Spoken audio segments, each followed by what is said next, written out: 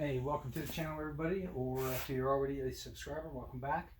So, if you followed our Quad 4 build, this is the motor that we put together. And if you haven't seen those videos, I would invite you to go back and take a look at those. We also did a video series on how to put together a transmission. With all these things, we're not showing you the disassembly because that's always pretty easy. It's easier to destroy than create. So we're just showing you the assembly. Now, if you're not sure how to disassemble it, all you have to do is watch the assembly in reverse order. So that's especially true with the transmission here. So we got it up in the air here, and we're getting ready to drop it in. And before we do, let me lower this down. I'm going to be cutting across in front of the camera quite a few times. So pardon me if I have to do that, but first thing we want to do is get the motor and transmission kind of tilted down so it can go down in and then sort of level off and get in position. Now before we do all that, I want to show you a couple things that we did. We went ahead and put the starter on just because it's a little bit easier on the outside of the car. It is only 2 bolts, one here, one here. That was pretty easy, and we primed the oil system a little bit, put a new filter on. We don't have the air or the intake manifold or the injectors or anything like that in. We're going to put all that on after it goes in the car.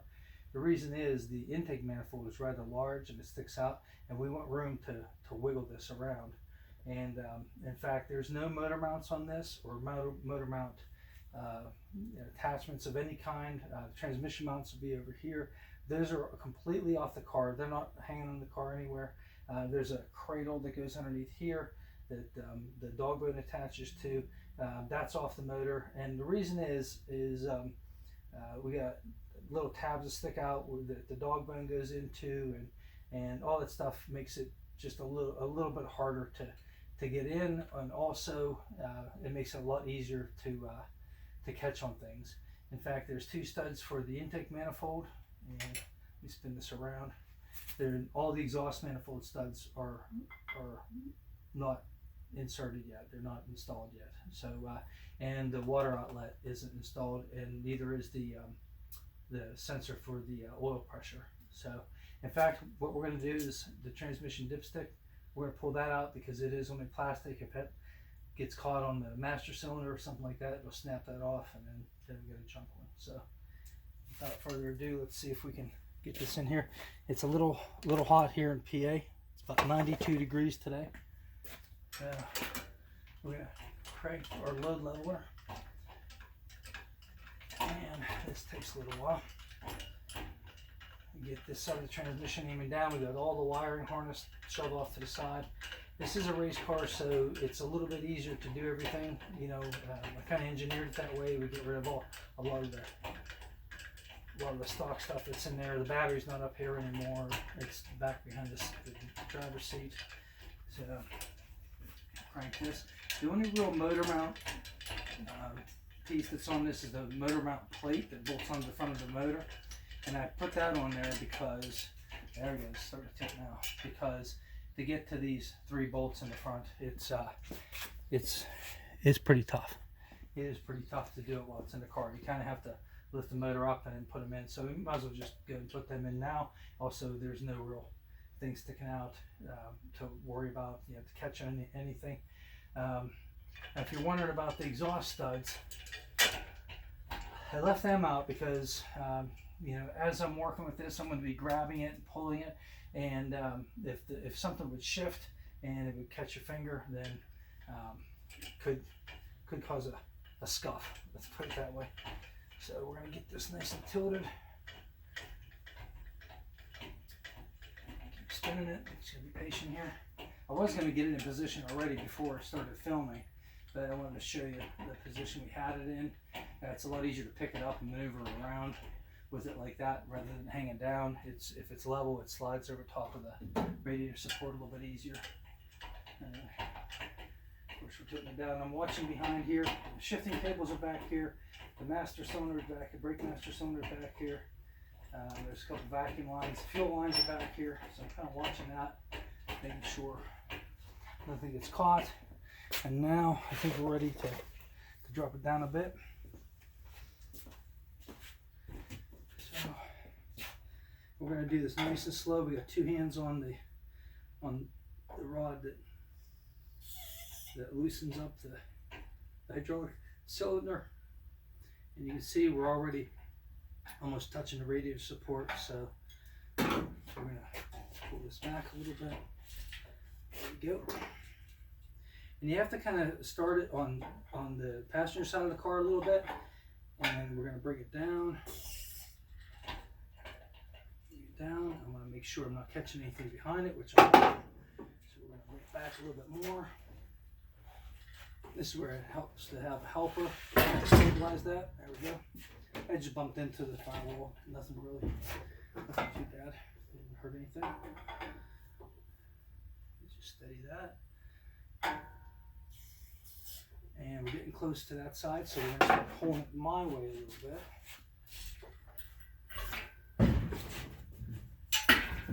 We're doing this in a one-car garage, believe it or not. We're on a budget here. I'm watching over here. I really want to watch the shifter cables down in here.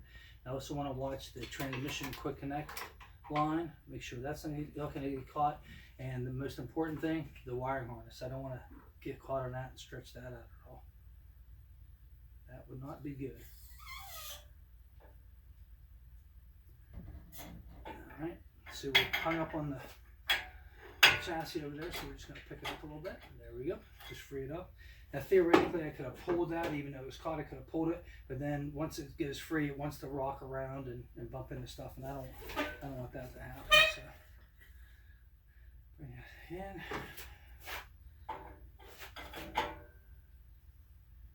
And we're doing this on camera so you can see, I mean, even with limited resources, you can still do this stuff. And I have a floor jack here. So after we get this front motor mount in place, then we'll level the load out. It'll come up, and then we'll put a floor jack underneath the transmission just to lift that side of the transmission, just to help get the transmission mounts lined up. And we're pretty close to being in there. Before we start, actually we can start leveling the, we're going to bring it over just a little bit more. Bring it over a little bit. And of course I got stuff in the way over here. Rotate it. There we go. Like I said, we are tight here. It's a little one-car garage. I have a cherry picker in here. And the way we have to do that is we bring the cherry picker over, we drop one leg, swing that underneath the car, drop the other leg, and then swing that in. So it's a little tough. We do that before we put the motor, we hook the motor up to it. After both legs are on, we bring it over and grab hold of the motor, wheel the motor over, grab hold of it, and then lift it up. And we're looking pretty good. I never want to lower that while standing underneath the support beam, that's for sure. We're touching the chassis again, just a little bit, and we're looking pretty good. Now I have the K member off the front of the car, but if you have the K member on there, you have to kind of put it in and kind of bring it this way, and then put all the mounts in. Without the K member, it is actually a little bit easier.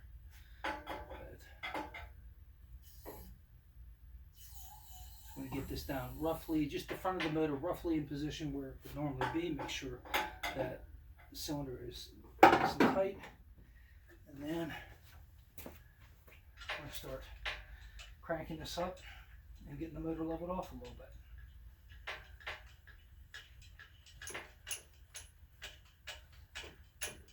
Make sure that we're still on camera good.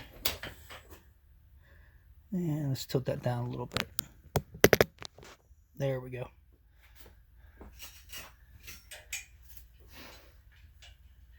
We didn't snag anything. No drama. Makes me look like a pro on camera. So as this levels off, of course that side will come up, this side will drop down just a little bit. And once we get it relatively level, we can raise and lower it in order to get our first mount on, which is the front motor mount. So that's what we're going to do on this one.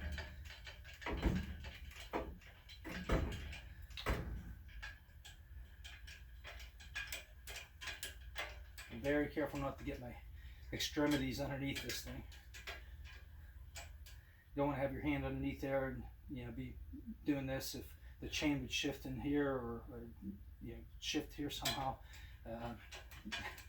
It could pin you in there and help me not be readily available. So we don't want any drama.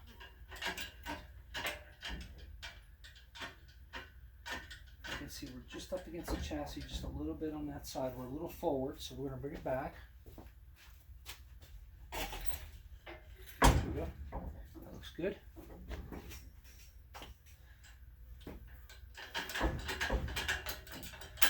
Yeah, the load's starting to level off nicely. You can see this side here is actually a little bit too low. We'll have to pick it up a little bit in order to get the motor mount on, which is okay. It's almost in there, like at the angle that it would be whenever it's installed. So let's pick that up a little bit. We got our pry bar here. And again, I'm still watching behind here. Watching very close that they don't get one of the shifting cables pinched or catch one of the fuel lines, anything like that.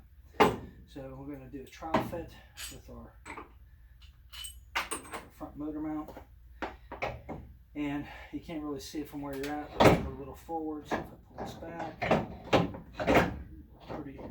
I can set the motor mount in the car, just about, like straight in. Yep. So we're a little high in the back and a little low in the front. There's not much we can do about that just yet. So what we're going to do, we're going to bring it up a little bit. Bring it up. Bring it up here a little. And then we're going to get our bolt started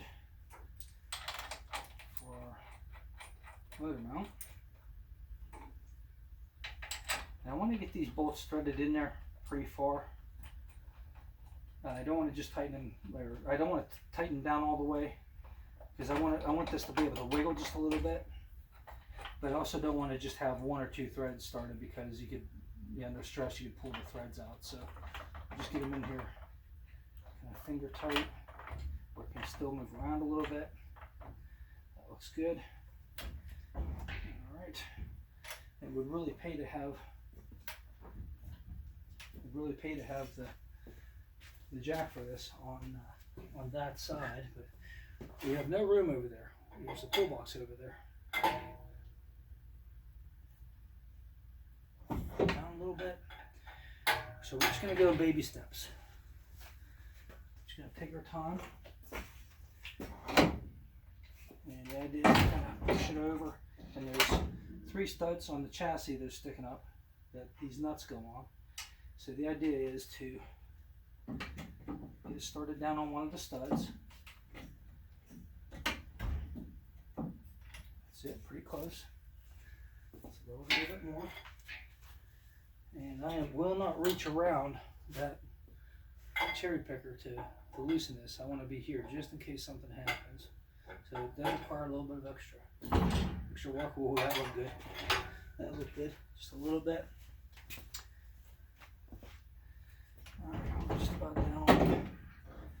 Alright, we got 2 studs started, and the motor's tilted this way a little bit.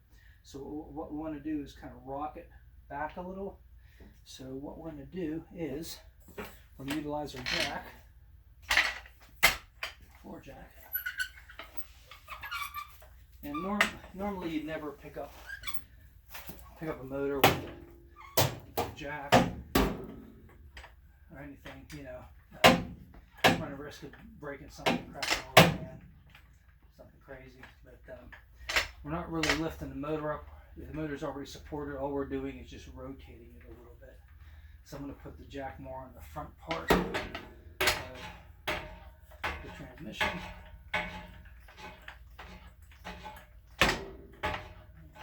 Hopefully the jack has enough height. If not, I got a little wooden block there. So, tilt it out a little, and I'm out of room. I'm out of jack. All right, so we got a 2x4 put underneath there. So I don't think you can really see too much where you're located. You should be able to see the motor move. Tilt it into position, hopefully.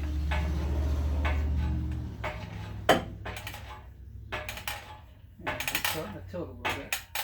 And it's a little tight, so we're going to loosen that up. Alright.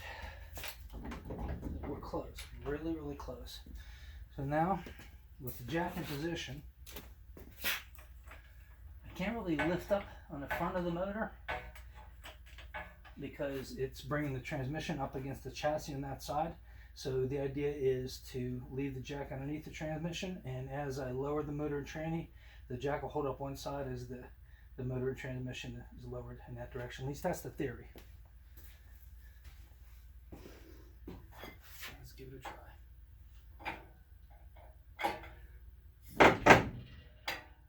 And I think we're on the studs over there. Let's take a look. There are two of them close. This is where the handy dandy pry bar comes in. Always want to have these handy.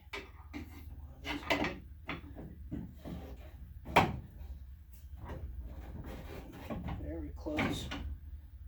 This is normal for this stuff. You just gotta pry it around, go around a little bit. I think what we're going to have to do is pick everything up just a little, just a wee bit. And then rotate it this side back a little. A little close there. Oh, I think we might be in business. We're close anyway. Don't have to go crazy, just take our time. Seems to be in there kind of this way for some reason. I'm not quite sure why. But let's try our handy dandy pry bar again.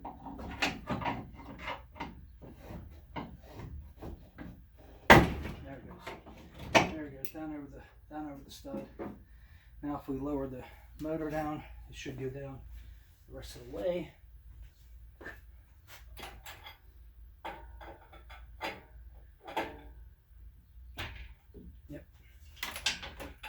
And that is just about there. I'm going to bring it up just so there's a little bit of tension on that. So this is supporting it. And that looks really good. So we'll put our nuts on.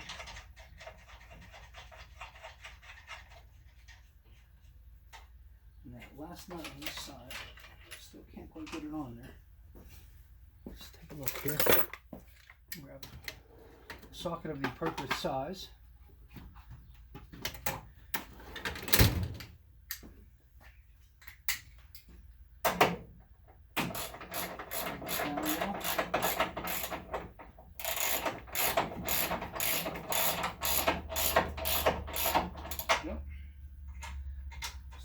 Third nut.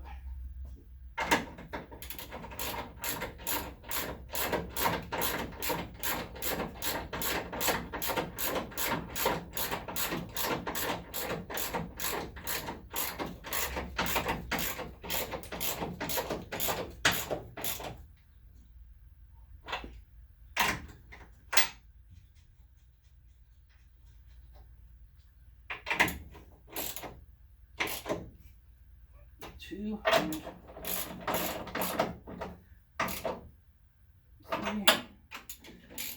Put the bolts up here.